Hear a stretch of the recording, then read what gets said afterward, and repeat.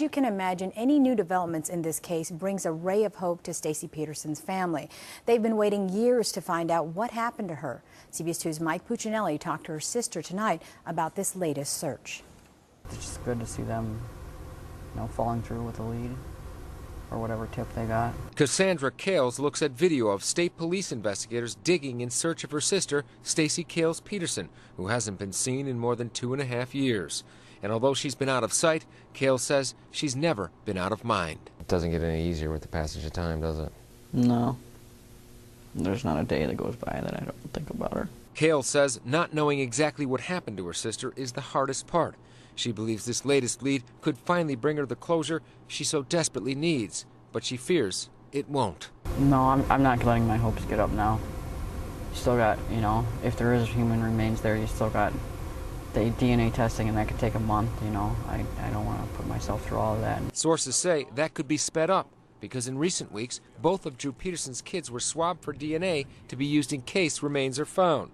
But Peterson's defense attorney says he's confident this is just the latest in a line of false leads. From 2007, when we had the false lead of the truck driver, to just 6 months ago when we had the false lead of the skeleton that was found, that was turned out to be the skeleton of a man, all the way through to today. Brodsky says he spoke with Peterson today, and his client's mood never changed, even when he learned of the massive search taking place near Peoria. But I can tell you that his mood was upbeat and confident, and he was looking forward to the trial when we started the conversation.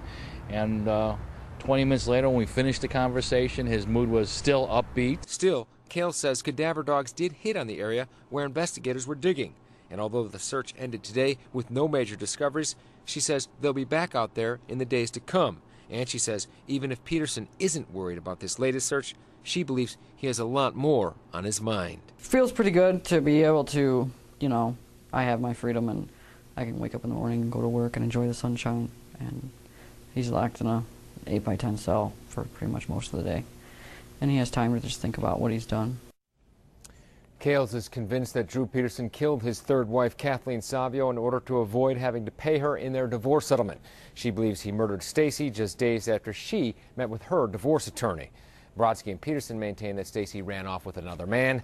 Kales says her sister would never have abandoned the 2 kids she had with Drew Peterson or Savio's 2 boys, who she was raising. Mike Puccinelli. Thank you. Mike Puccinelli in the newsroom. And earlier this week, Drew Peterson's trial for the murder of his third wife, Kathleen Savio, was just delayed. It's now set to start July 8th.